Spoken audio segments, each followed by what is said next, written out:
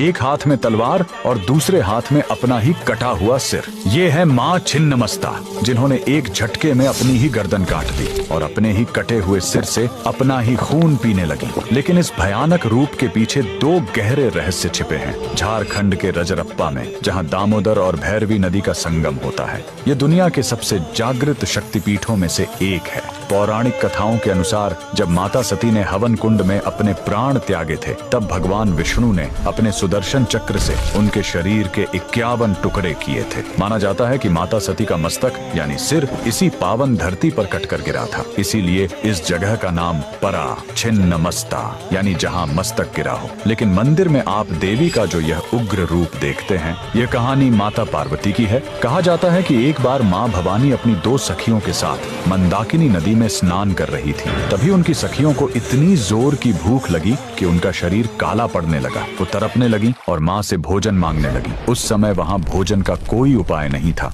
अपनी संतानों की ऐसी तरफ एक माँ से देखी नहीं गई। उन्होंने अपनी खड्ग उठाई और एक ही झटके में अपना ही सिर धड़ से अलग कर दिया। कहा जाता है कि उनके धड़ से खून की 3 धाराएं निकलीं।